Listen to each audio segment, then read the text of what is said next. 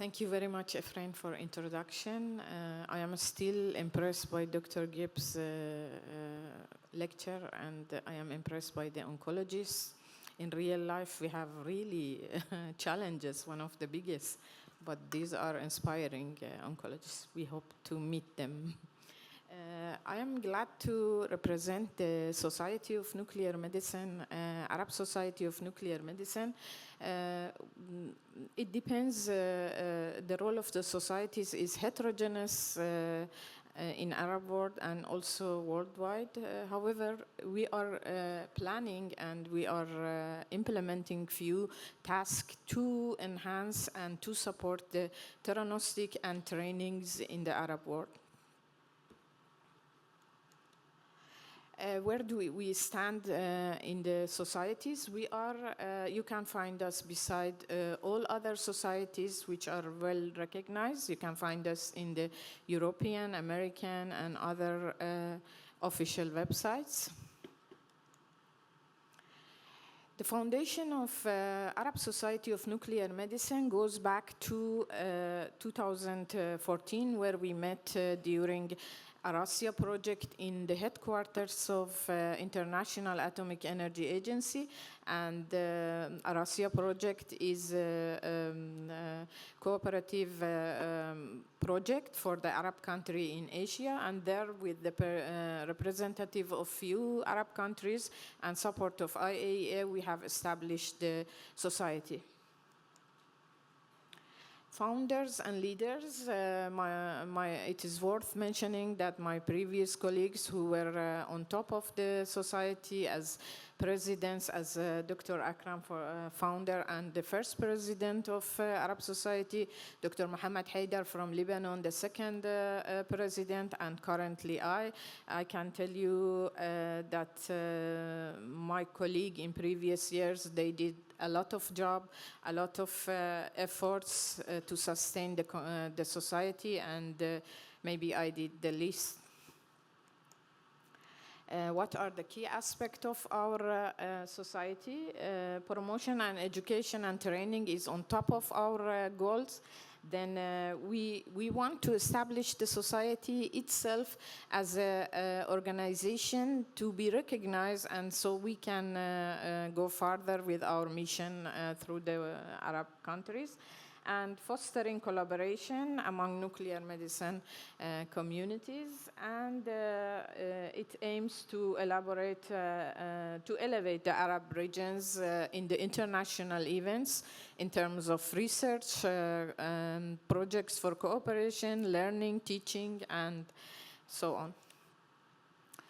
Mission and role is raising an awareness, learning and promoting areas of research, fostering a culture of continuous improvement and learning, collaboration among healthcare professionals, improving patient care through precise diagnosis and targeted therapies.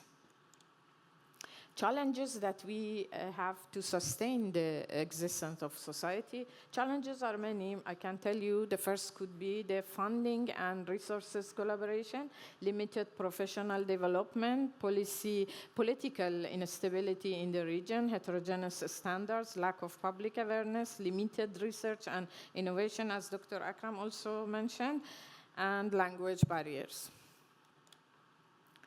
In terms of collaboration, we have luckily and happily signed our memo of understanding with the European Association of Nuclear Medicine in October 2024. And through this memo, we are aiming to increase our capacity for research, participation, fellowships, and training of the fellows. Arab Society of Nuclear Medicine is not limited to this, but we have lots of partnership with many recognized communities and associations like Asia-Oceania Federation of Nuclear Medicine and Biology, that Dr. Akram is currently the president, and World Federation of Nuclear Medicine and Biology.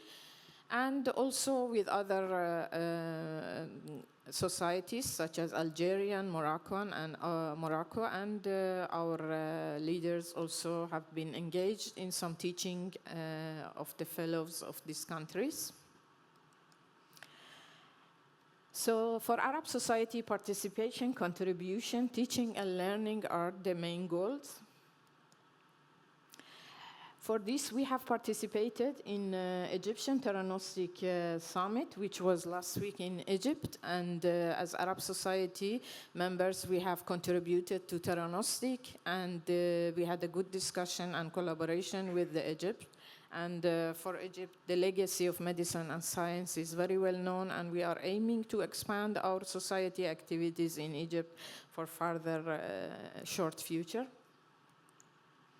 So I would like to mention the highlights of the first society conference, which was held in Jordan, Amman, under leadership of Dr. Akram.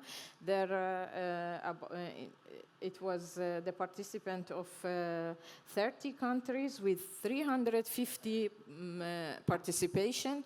And as the first society meeting, that was a big number, and we witnessed a lot of interest from the Arab countries in the region, if not all, but majority. And this encouraged us to conduct and go further for the second society meeting or conference. It was in Lebanon in 2022, and number of participants has increased to above 500, and many countries also participated, and it was the highlight of the region that time. For the third society meeting, I am happily announcing the society conference in April 19 to 20 in 2025. It's Easter time, and the event is merged with the 5th Emirates International Conference for Nuclear Medicine and Molecular Imaging. This conference was in the last years very successful, and now with Arab Society, we are expecting a large number, and we are offering free registration for all and input to the exhibition, all free and full catering, and you can enjoy Dubai. Still, the weather is fine. And I would like once again to thank Oncidium for giving us the opportunity for Arab Society to represent our mission and vision. And we hope to see you all in Dubai conference in April 2025. Thank you.